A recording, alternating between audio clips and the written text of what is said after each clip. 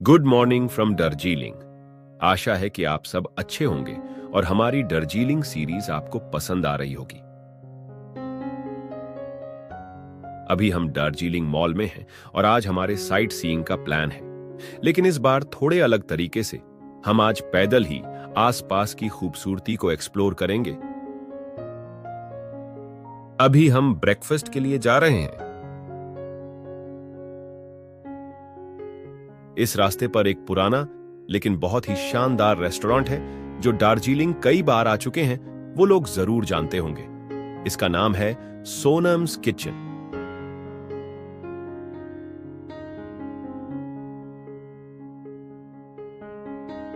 ये mall road से सिर्फ 5 से 6 मिनट की वॉक पर है और हम अब यहां पहुंच चुके हैं। हमें यह देखकर आश्चर्य हुआ कि रेस्टोरेंट लगभग खाली था। इसकी पॉपुलैरिटी को देखते हुए हमें उम्मीद थी कि यहां ज्यादा टूरिस्ट होंगे। बाद में हमें इसका कारण पता चला। यहां ऑर्डर देने का तरीका थोड़ा अलग है। आपको पेपर पर लिखकर अपना फूड ऑर्डर देना होता है। मेरा बेटा अपने ही स्टाइल में मेन्यू पर फूड नेम्स लिख रहा है। हमने hash brown and fried eggs with tomato, चीज एंड टोस्ट लिया और बेटे के लिए pancake with banana, nuts and honey, साथ में 2 ginger honey lemon tea. The food was amazing. इतना सॉफ्ट पैनकेक हमने पहले कभी नहीं खाया था। यहाँ हर चीज फ्रेशली प्रिपेयर्ड होती है। ऑर्डर देने के बाद ही फूड बनाया जाता है। यही है सोनम और उनके हस्बैंड। हमने जब फोटो लेने की बात कही तो वे खुशी खुशी तैयार हो गए। इसी बीच उन्होंने हमें बताया कि उनका रेस्टोरेंट अब इस हालत में क्यों है। कोरोना से पहले यह रेस्टोरेंट विदेशी टूरिस्ट से भरा रहता था, लेकिन अब ज्यादातर टूरिस्ट ग्लेनरीज और केवेंटर्स जैसी जगहों पर भीड़ लगाते हैं। इसके अलावा आसपास के कुछ लोग जो इस रेस्टोरेंट के बारे में पूछते हैं, उन्हें यह कह दिया जाता है कि यह बंद हो चुका है। इन सब वजहों से आज उनकी दुकान खाली पड़ी है, लेकिन इसके बावजूद वे अब भी स्माइल के साथ कस्टमर्स को सर्व करते हैं। उनकी हॉस्पिटैलिटी ने सच में दिल जीत लिया। हमने उनसे वादा किया कि फिर कभी वापस आएंगे और अब हम मॉल की तरफ लौट रहे हैं। हम पहले भी दार्जिलिंग आ चुके हैं और लगभग सभी फेमस स्पॉट्स देख चुके हैं, इसलिए इस बार हमारा प्लान थोड़ा अलग है। हम आपको ऐसी जगहों पर ले जाएंगे जहां बहुत ज्यादा टूरिस्ट नहीं जाते, या अगर जाते भी हैं तो ज्यादा टाइम स्पेंड नहीं करते। इस बार की दार्जिलिंग सीरीज में कुछ फेमस स्पॉट्स और कुछ अनएक्सप्लोर्ड प्लेसेस शामिल होंगे। अगर आप पहले यहां आ चुके हैं तो यह सीरीज आपकी पुरानी यादों को ताजा कर देगी, और अगर आप अब तक दार्जिलिंग नहीं आए हैं तो हमारा मकसद है कि यह वीडियो देखकर आपकी यहां आने की इच्छा और भी बढ़ जाए। मॉल रोड से जो रास्ता जू की तरफ जाता है, हम उस ओर बढ़ रहे हैं। अगर इस रास्ते पर पैदल चला जाए तो 15 से 20 मिनट में जू पहुंचा जा सकता है। रास्ते में साउथफील्ड कॉलेज आता है, जिसे पहले लोरेटो कॉलेज के नाम से जाना जाता था। मॉल रोड पर गाड़ियों की आना जाना बंद है, इसलिए निचली सड़क का इस्तेमाल किया जाता है, लेकिन अभी वहां ट्रैफिक जैम लगा हुआ है। यह दार्जिलिंग का एक आम समस्या है। कई बार ट्रैफिक इतना ज्यादा हो जाता है कि जैम खुलने में कई घंटे लग जाते हैं।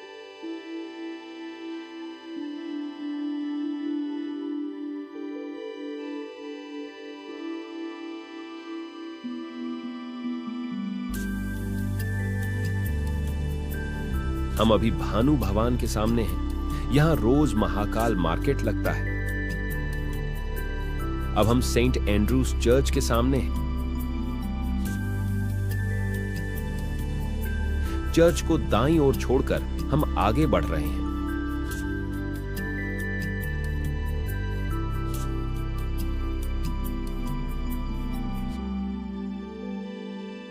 सामने जो सड़क बाईं ओर ऊपर की तरफ जा रही है, वहां से वेस्ट बंगाल टूरिज्म डिपार्टमेंट का होटल है, जहां से कंचनजुंगा का बेहतरीन व्यू मिलता है। हम अपनी यात्रा जारी रख रहे हैं।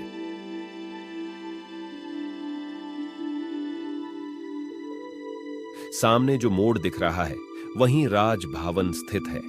इसके पास से दाहिनी ओर जो रास्ता जा रहा है, वह ऑब्जर्वेटरी हिल की ओर जाता है। कंचनजुंगा व्यू के लिए यह जगह सालों से मशहूर है, लेकिन आज आसमान बादलों से ढका हुआ है, इसलिए हम वहां नहीं जा रहे। अब हम जू की ओर बढ़ रहे हैं। आज गुरुवार है और इस दिन जू बंद रहता है, इसलिए हमने नाइटिंगेल पार्क जाने का फैसला किया। यह पार्क जू के रास्ते में ही पड़ता है, लेकिन थोड़ा ऊपर चढ़कर जाना होगा। इस पार्क में ज्यादा टूरिस्ट्स नहीं आते, इसलिए आइए इस खूबसूरत और थोड़ी अनएक्सप्लोर्ड जगह को देखते हैं। मेरा बेटा चढ़ाई चढ़ते चढ़ते थक गया है, इसलिए मैं जय हो शंकर गाते हुए उसे कंधे पर बिठाकर ऊपर लेकर जा रहा हूं।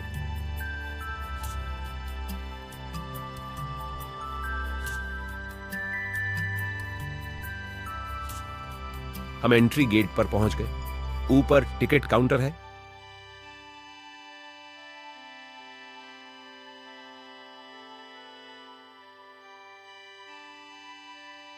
टिकट्स लेने के बाद हम पार्क के अंदर दाखिल हुए और वाकई ये जगह अमेजिंग है।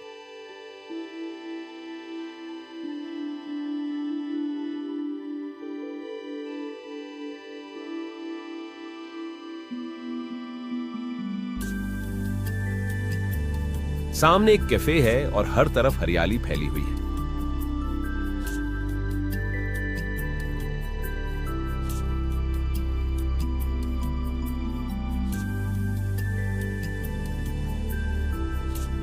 बैठने के लिए भी कई जगह बनी हुई है। पहाड़ी चढ़ाई के बीच में ऐसा समतल पार्क देखकर वाकई अचंभा होता है।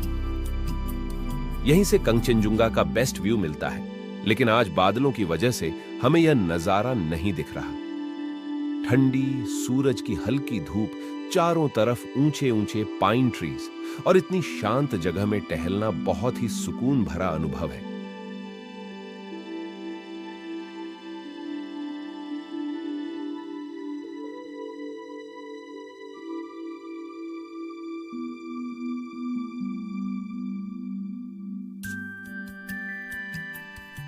यहां एक ग्रीन हाउस भी है जिसमें कुछ ऑर्किड्स और दुर्लभ कैक्टस लगे हुए हैं।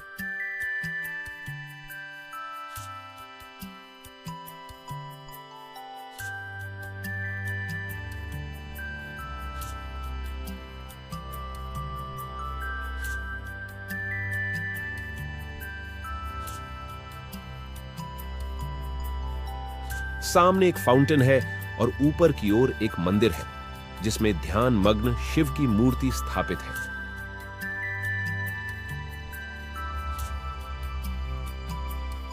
मंदिर से व्यू बहुत ही सुंदर है। इतनी शांत और सिक्लूडेड जगह दार्जिलिंग में भी है, ये शायद बहुत कम लोग जानते होंगे। बस एक ही अफसोस है कि आज माउंटेन व्यू नहीं मिला, लेकिन हम यहां 3 दिन और रहने वाले हैं। अगर कंचनजुंगा कल नजर आई तो हम फिर से यहां आएंगे। अब पार्क से बाहर निकलकर अपने नेक्स्ट डेस्टिनेशन की ओर बढ़ते हैं। पार्क के नीचे वाली सड़क पर एक पुराने कैफे में आए, हॉट स्टिम्युलेटिंग कैफे। एक समय में यह जगह बहुत पॉपुलर थी, यहां कई सेलिब्रिटीज भी आए थे, लेकिन आज दार्जिलिंग के कई दूसरे फेमस रेस्टोरेंट्स की तरह यह भी टूरिस्ट्स की नजरों से दूर चला गया है। कैफे बहुत छोटा है, सिर्फ कुछ टेबल्स और एक छोटा सा ओपन टेरेस जिसमें 1-2 टेबल्स हैं। ये आज का मेन्यू है। किचन भी छोटा ही है, लेकिन यहाँ का खाना काफी पॉपुलर है। हमने दार्जिलिंग टी, बेटे के लिए हॉट चॉकलेट और एक प्लेट वेज मोमो का ऑर्डर दिया। वेज मोमो यहाँ की स्पेशलिटी है। अगर आप शाइनी, फैंसी कैफेज और कंफर्टेबल सीटिंग पसंद करते हैं तो यह कैफे शायद आपके लिए नहीं है। लेकिन अगर आप शांत, सुकून भरी जगह चाहते हैं जहां से खूबसूरत वैली व्यू दिखता हो और खाने की क्वालिटी मैटर करती हो, तो दार्जिलिंग ट्रिप पर इस जगह को जरूर ट्राई करें।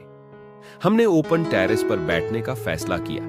यहां से व्यू कमाल का है। इस कैफे की एक और खासियत है, यहां टोंगबा नाम की स्पेशल ड्रिंक मिलती है जो एक होममेड बियर होती है और बैम्बू ग्लास में सर्व की जाती है। साथ में बैम्बू का स्ट्रॉ भी होता है। हमने इसे ट्राई नहीं किया, लेकिन अगर आप एडवेंचरस हैं तो इसे जरूर ट्राई कर सकते हैं। हमारा खाना आ गया, Darjeeling tea excellent, veg momo बहुत अच्छा, स्टफिंग भरपूर थी, हॉट चॉकलेट हमारे लिए एवरेज लगा। ओवरऑल एक्सपीरियंस बहुत अच्छा रहा। यहां से कुछ ट्रैकिंग ट्रिप्स भी ऑर्गेनाइज की जाती है, तो अगर आप इंटरेस्टेड हैं तो संपर्क कर सकते हैं। अब होटल वापस लौट रहे हैं, बेटे को थोड़ा आराम देना होगा। लंच के बाद फिर बाहर निकलेंगे। हमारे बेटे को होटल पहुंचते ही नींद आ गई, इसलिए हमने लंच पैक करवाने का सोचा। लेकिन ग्लेनरीज, डेकेवास, कुंगा रेस्टोरेंट, हर जगह भीड़ लगी हुई थी। इसीलिए मैंने गांधी रोड के रास्ते आगे बढ़ने का फैसला किया।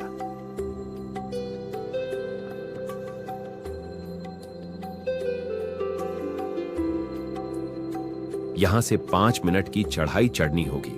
ये रॉकविल रोड है, इस रास्ते से आगे जाना होगा।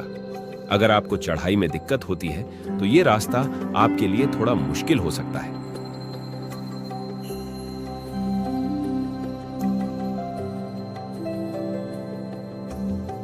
अब हम नोरियांग टिबेटन किचन पहुंच गए। ये एक टिबेटन रेस्तरां है। अगर आपको टिबेटन कुकिंग पसंद है तो यहां एक बार जरूर आएं। रेस्टोरेंट भीड़ से भरा हुआ था, इसलिए हमने जल्दी से ऑर्डर दे दिया। हमने चिकन शाप्ता, टिंगमो और चिकन कोटे मोमो लिया। किचन में केवल 2 महिलाएं काम कर रही हैं, लेकिन इतनी भीड़ के बावजूद उन्होंने बहुत जल्दी हमारा खाना सर्व कर दिया। अब होटल वापस लौट रहे हैं, वहां पहुंचकर फीडबैक देंगे। अब हम होटल में हैं और यह रहा हमारा खाना। चिकन शाप्ता, चिकन कोठे मोमो, टिंगमो। कोठे मोमो एक नेपाली डिश है जिसका एक साइड स्टीम किया जाता है और दूसरा साइड डीप फ्राई। चिकन शाप्ता का टेस्ट शानदार था।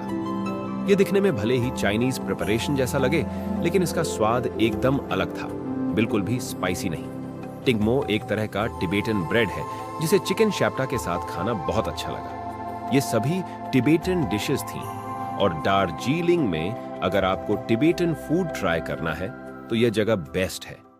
लंच के बाद मैं अकेला निकला। शाम की हल्की धूप में मैं मॉल रोड की ओर चल पड़ा। नीचे कुछ बहुत ही खूबसूरत होटल्स हैं। यह रास्ता महाकाल मंदिर जाने के लिए है। यहां से सीढ़ियों के जरिए ऊपर जाया जा सकता है और दूसरी तरफ एक स्लोप्ड रोड भी है। इसी रास्ते से ऊपर जाकर मंदिर तक पहुंचना होता है। चलिए चलते हैं।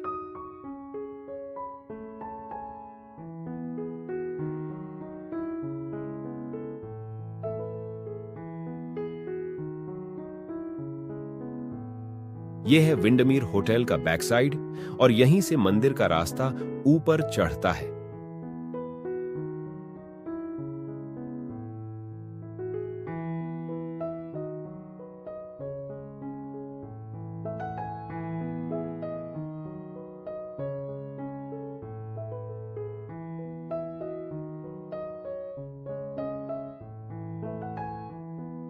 यहां कई छोटे बड़े मंदिर हैं, लेकिन मुख्य मंदिर थोड़ा और ऊपर है। जूते यहीं उतार कर रखना होगा और इसके लिए कोई फीस नहीं लगती।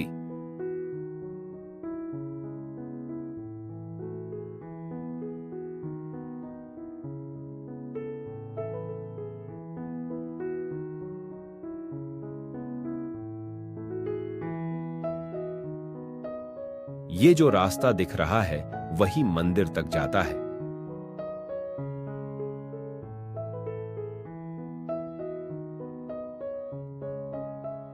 ये है महाकाल मंदिर। दार्जिलिंग में ऑब्जर्वेटरी हिल के ऊपर स्थित महाकाल मंदिर हिंदू धर्म और बौद्ध धर्म के हार्मोनियस ब्लेंड का प्रमाण है।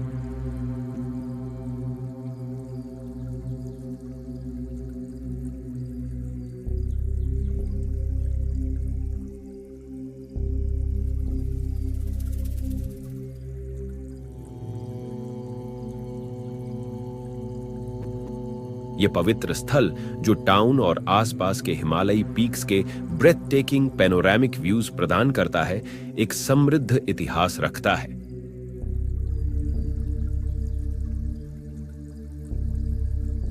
कभी एक बौद्ध मठ का स्थान, अब यह भगवान शिव या महाकाल को समर्पित एक सम्मानित मंदिर के रूप में कार्य करता है। आपको इसकी दीवारों के भीतर एक पवित्र गुफा और पहाड़ी हवा में फहराते वाइब्रेंट प्रेयर फ्लैग्स मिलेंगे, जो शांति और आध्यात्मिकता का वातावरण बनाते हैं।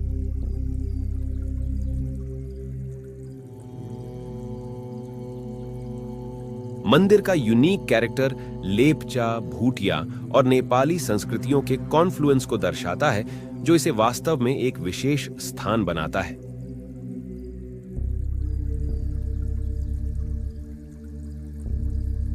मंदिर की यात्रा केवल एक विजुअल ट्रीट ही नहीं है, बल्कि एक स्पिरिचुअली अपलिफ्टिंग एक्सपीरियंस है, जहां विभिन्न धर्मों का पीसफुल कोएग्जिस्टेंस खूबसूरती से स्पष्ट है।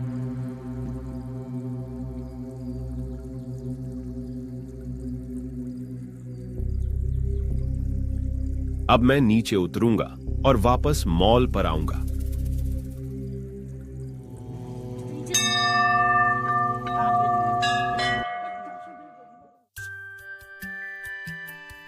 गोल्डन टिप्स की शॉप के बाईं तरफ से एक रोड नीचे जा रही है। अब मैं उसी रास्ते से एक और कम पॉपुलर जगह जा रहा हूं, स्टेप असाइड।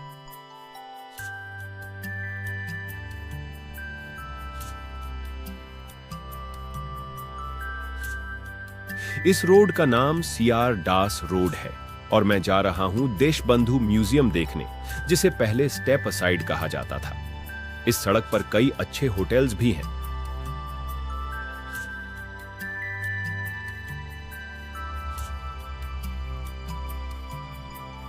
यह क्लासिक गेस्ट हाउस है, जो फॉरेनर्स के बीच काफी पॉपुलर है।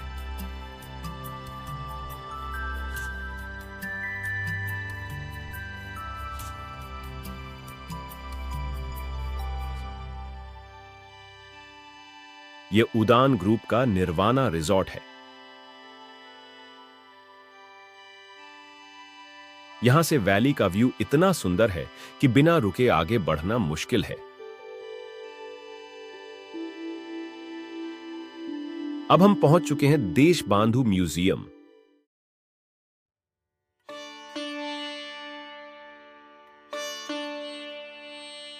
यही वह घर है जहां देशबंधु चित्तरंजन दास ने अपने जीवन के आखिरी 1 महीने बिताए थे। यहीं 16 जून 1925 को उन्होंने अपनी अंतिम सांस ली थी। देशबंधु चित्तरंजन दास भारत के स्वतंत्रता संग्राम के एक महान नेता थे। साल 1925 में अपनी बिगड़ती सेहत के कारण वे दार्जिलिंग के स्टेप असाइड हाउस में रहने आए। वे लंबे समय से ट्यूबरकुलोसिस जैसी गंभीर बीमारी से जूझ रहे थे और डॉक्टरों ने उन्हें इस ठंडी और शांत जगह पर आराम करने की सलाह दी थी। हालांकि उनकी तबीयत ठीक नहीं थी, फिर भी वे स्वराज पार्टी का नेतृत्व करते रहे और देश के नेताओं से पत्राचार करते रहे।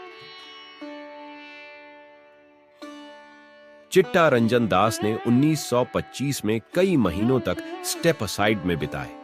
उनकी हालत लगातार बिगड़ रही थी, लेकिन इसके बावजूद वे लेखन, विचार विमर्श और राजनीतिक चर्चाओं में सक्रिय रहे। उनसे मिलने महात्मा गांधी भी आए, जो उन्हें आखिरी बार देखने के लिए दार्जिलिंग पहुंचे थे। और फिर 16 जून 1925 इस महान नेता ने स्टेप असाइड में अपनी अंतिम सांस ली।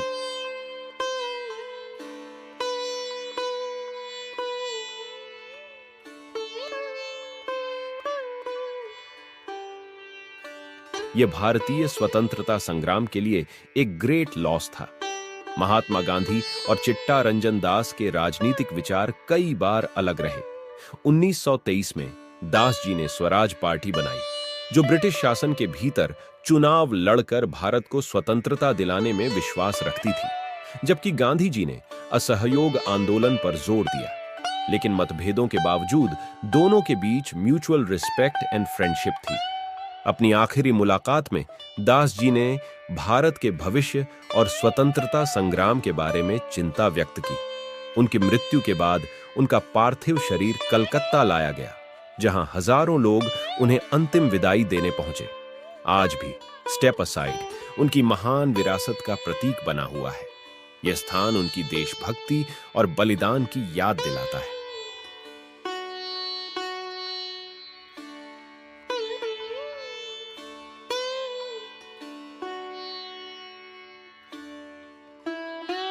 देशबंधु चित्तरंजन दास को हमारी ओर से श्रद्धांजलि के साथ हमारा ये एपिसोड यहीं समाप्त होता है। मिलते हैं अगले एपिसोड में।